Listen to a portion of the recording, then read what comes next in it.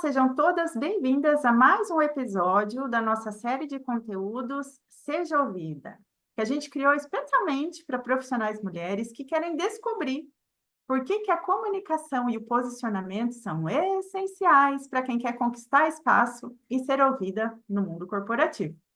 Eu sou a Thaís Undit, uma das sócias aqui da Trio Desenvolvimento. Se você ainda não conhece nosso trabalho, já entra lá no nosso Instagram, comece a nos seguir.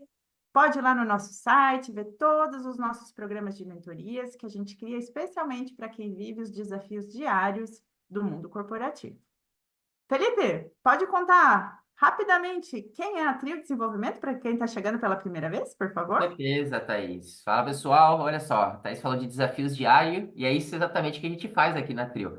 A gente, desde 2020, vem ajudando e apoiando profissionais a vencer e a desenvolver habilidades que são necessárias para esses desafios diários do mundo corporativo, que é o que a gente chama de Real Skills. Aqui na Trio, a gente desenvolve o que muitas pessoas e muita empresa de desenvolvimento não desenvolve. Tem muita empresa que você vê falando de soft skills, hard skills, e aqui a gente fala das competências da realidade, que são competências que você só adquire quando você tem vivência e experiência no mundo corporativo. São aquelas competências que ficam nos bastidores, muitas vezes, do mundo corporativo, sabe? E é isso que as nossas alunas, os nossos alunos dizem que conseguiram desenvolver depois de passar aí por alguns programas de desenvolvimento com a gente. Você é muito bem-vindo aqui para começar a desenvolver também essas competências aqui com a gente a partir desse conteúdo que você está vendo aqui. Mas, sem delongas aqui, já vamos começar a falar um pouco dessa série, né, Thaís? Isso aí. A gente, lá no Instagram, a gente está todos os dias, vocês já podem acompanhar tudo. E a gente resolveu começar também no YouTube. A gente lançou essa série com 3 episódios inicialmente, e a gente recebeu tantos feedbacks nos motivando a fazer mais, que a gente já criou o 4º episódio, que já está aqui no nosso canal.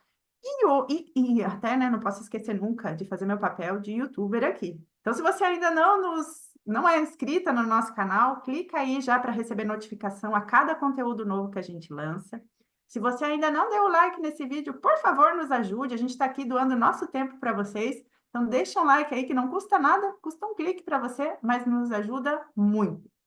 E continuando, a gente decidiu criar o 5º episódio da série, contando para você para vocês o que a gente aprendeu em mais de 40 anos que a gente trabalha no mundo corporativo, somando a minha experiência e a do Felipe, sobre e-mails. Todas nós escrevemos muitos e-mails diariamente. E a gente vai abrir a caixa preta aqui, dizendo para vocês hoje 4 erros que você pode, imediatamente depois que assistir essa aula, evitar ao escrever e-mails no seu trabalho. Bora lá direto ao ponto, então? Vamos começar já com uma atividade prática, como a gente sempre faz. O Felipe vai apresentar para vocês aqui um caso da vida real. É isso aí. Esse caso aconteceu com você, né, Thaís? Já vou passar a bola Exato. para você contar mais aqui pra gente. Mas antes disso, eu quero que você pause esse vídeo aqui e analise esse e-mail.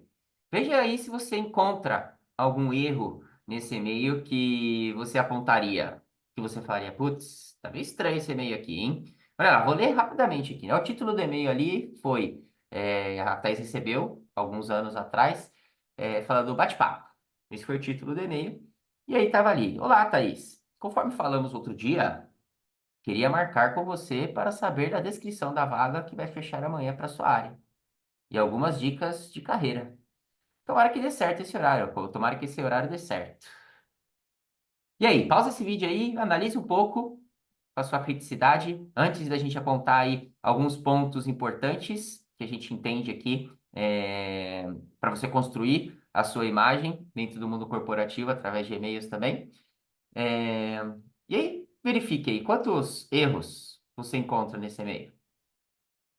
Thaís, vamos começar aqui já a desvendar alguns deles aí. Eu tô bem curiosa para saber o que vocês conseguiram identificar.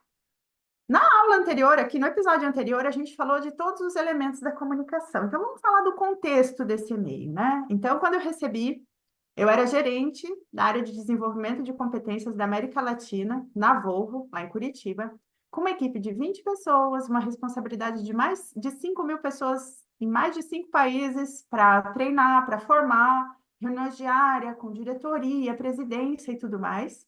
E eu tinha vários e-mails. Dentre todos os e-mails, chegou esse.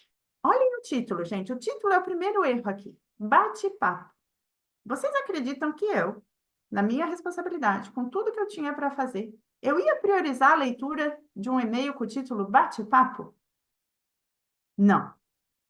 Então, esse é o primeiro erro, o título. Eu vou passar aqui para os erros e já vou explicando para vocês. Então, primeiro, o título. Escolha bem o título que você vai pôr no seu e-mail. Ele pode ser decisivo se a pessoa vai ler ou não. E hoje em dia, gente, ChatGPT pode te ajudar. Coloca lá no ChatGPT, título de e-mail que faça as pessoas abrir 10 sugestões. Hoje a gente tem ferramentas para nos ajudar. Então, escolha bem o título do seu e-mail, porque ele pode ser a diferença entre ser ouvida ou ignorada. E a pessoa que me mandou esse e-mail não foi feliz na escolha do e-mail.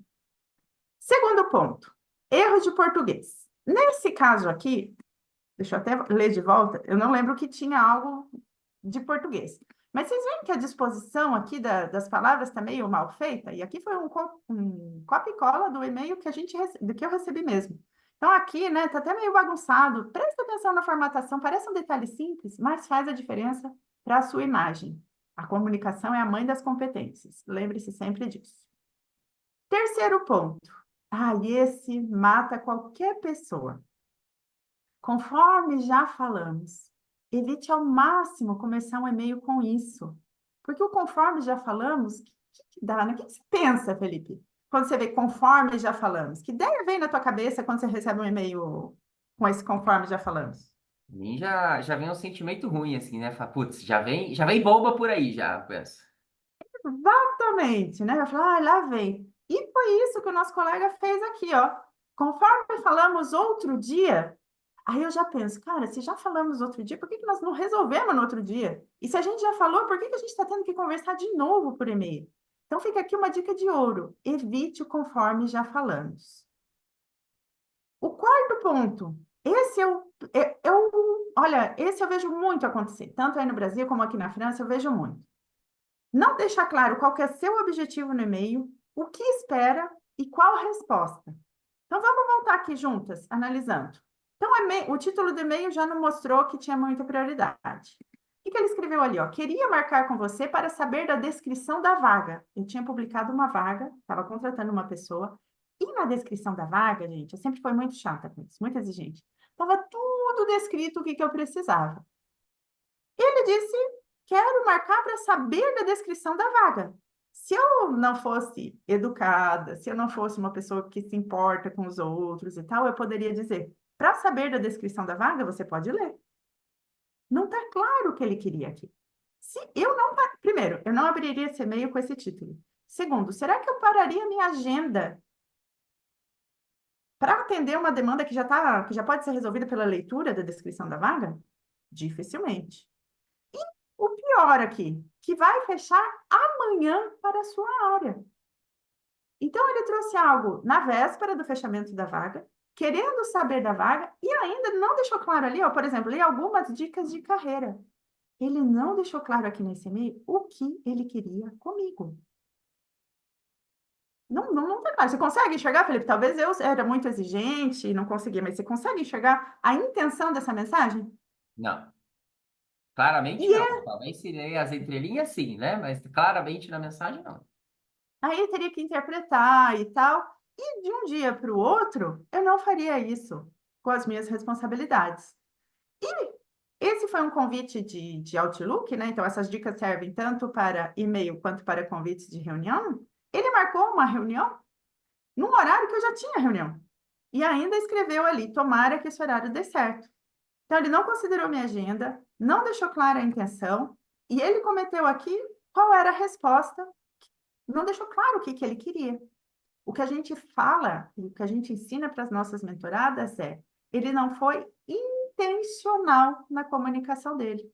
Não ficou claro o que ele esperava de mim. Além disso, um erro bônus: ele não escolheu o melhor meio. Ele não escolheu, ele mandou por e-mail, por Outlook.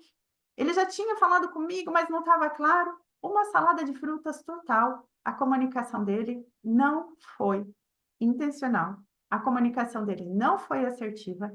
E provavelmente você já deve ter visto alguém que também não conseguiu expressar o que precisava por e-mail. Resultado, né? Vocês ficam curiosos para saber o resultado dessa história. Eu falei para ele que eu não podia, naquele dia que ele quisesse, que a descrição da vaga estava lá no portal de vagas e que depois dele se candidatar, se ele quisesse ter um papo comigo sobre carreira, eu poderia ter. Mas eu não atendi a necessidade dele porque ele não deixou claro e ele não se planejou. Foram vários erros ao mesmo tempo. Então fica aí o conteúdo para você. Atenção aos títulos que você escolhe. Revise. Hoje em dia tem um monte de ferramenta que pode te ajudar com isso, ortografia, concordância. Tem milhões de ferramentas para te ajudar. Evite o conforme já falamos e sempre deixe claro o que você espera da outra pessoa quando você escreve um e-mail. Tá. E uma dica de ouro aqui antes de você passar aí para a próxima é como é que evita esses erros? Um jeito rápido e fácil de você evitar esse erro, primeiro, é relendo o e-mail. A Uhum, gente aí na ansiedade de querer enviar logo o e-mail, de querer fazer outras tarefas, só escreve e envia direto. E outro exato. ponto, se você não tá seguro ou segura que a mensagem está clara, pede para algum colega de trabalho ler para você. E aí depois Uhum. reparafrasear ou falar, ó, o que que você entendeu? Excelente dica, Felipe. Isso aí. Ou até Boa. mesmo, dá até, vou adicionar mais uma. Põe para o chat GPT. Gente, eu amo chat GPT. Põe no chat GPT o que você entende desse e-mail, se não for um assunto confidencial. Pede o feedback, a gente não precisa nem do colega mais, gente. O colega é melhor. Mas se não tiver o colega, pede para o chat GPT.